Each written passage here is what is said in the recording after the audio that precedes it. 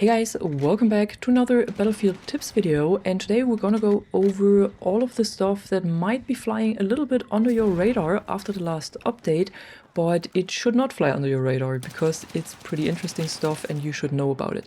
So we're gonna start with the new hardware, so with the new attachments actually that we got. I think the new weapons are pretty obvious. So the CZ3A1 SMG and the VZ61 sidearm. I don't think I have to say anything about them, but we also got 3 new attachments and you should definitely know about them because they're a lot better than expected. So the first one you can unlock is actually a combination of a new laser and 2 new Taclights. All 3 of them are available on a lot of weapons. You can unlock them through the challenges that I showed you before. And first we're going to talk about the new laser. So what you get is the violet laser, and this provides minor improvements to aim down sights accuracy while moving and is not visible to enemy soldiers, and it costs you 10 points. And when you compare this to the blue laser that costs you 20 points, this also gives you minor improvements to aim down sights accuracy, also gives you improvements to hipfire accuracy, but is visible to enemy soldiers. So if you're only looking for the improvements to ADS accuracy and you don't need the hipfire improvements, then you might want to switch to this violet laser because it costs less points and it's also not visible to enemies, which is a huge benefit in my opinion. And then we have the 2 new Taclights. One is the aimed Taclight and one is the hip Taclight.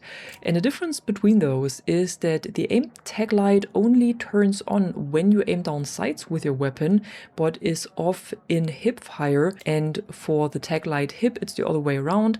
It's always on in hip fire, but it turns off in aimed fire. So when we take it to the firing range, you can see that you can look around with this one when you are in hip fire, but as soon as you aim down sight, it turns off the light. And for the other one, it's the other way around. When you just look around, there's nothing, but as soon as you aim down sight, it lightens up wherever you're looking at. And especially these 2 can be really useful on the new map Hagenthal Base that is just very dimly lit in its normal state, but when you play it in the nightfall mode where most of the lights are turned off, then those ones can really make a difference, because depending on the way you play, you can either light up some spaces while walking around, but you won't give away your position when you aim down sights, or you don't want to give away your position when you walk around, but you want to blind the enemy when you aim down sights, and then you use the aimed Taclight. And especially when you have an enemy that is using the NVGs and then you blind them, this can give you a huge advantage. And then the last attachment that you can unlock right here in the Season 2 hardware challenge is a flash compensator, and this one's also available on almost all weapons, and it basically gives you the advantage of a normal flash hider, so it takes away the red dot above your head when you're firing your weapon, and it also gives you the additional advantage of a compensator, so it reduces the recoil buildup and it also improves recoil recovery.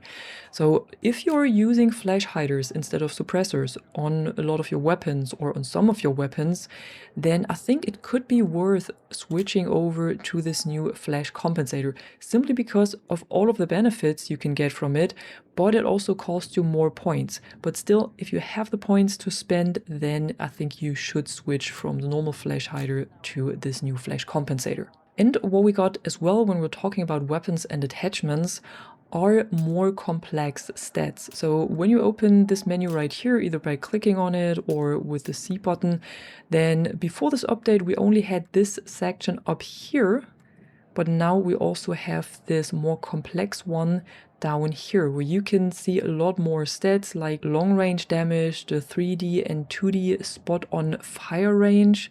So here you can also see a difference when you switch from the flash hider, for example, to the suppressor, because it actually shows you how much you are visible to the enemy. So if you use one of those breaks, for example, you can see that you have a 3D spotting range of 54 meters when you fire your weapon, and a 2D spotting range, so the minimap spotting range, of 150 meters.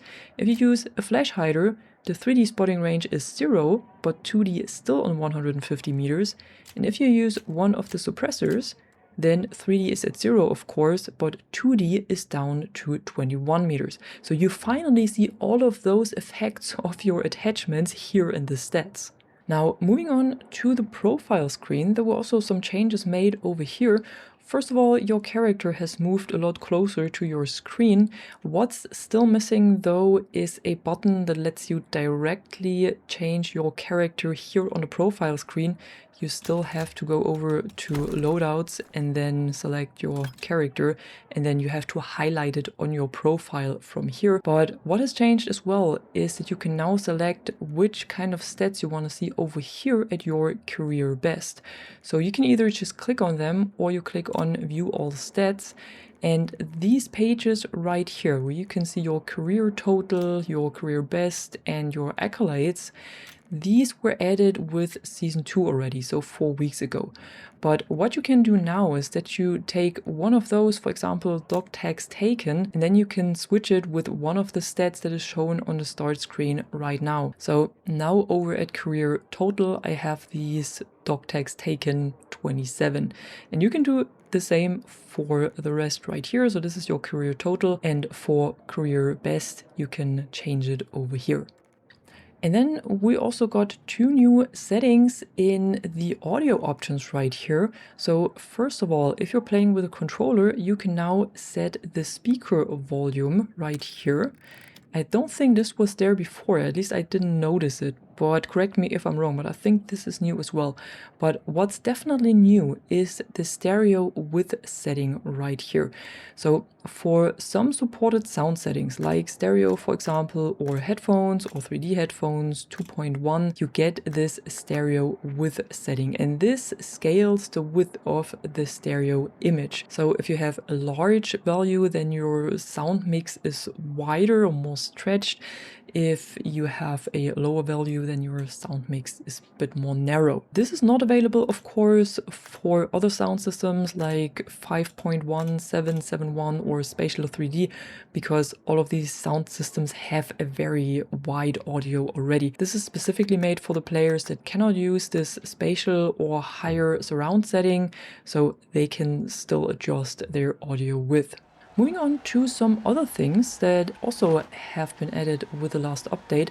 First of all, there is vehicle deturtling now, which means when your vehicle flips and you do an input, then it automatically flips back so you can keep on driving. In the patch notes they wrote that this only works for light transport vehicles, but I also tried it with a few tanks and it also seems to work over there, even though it's not as swift as it is with a light transport.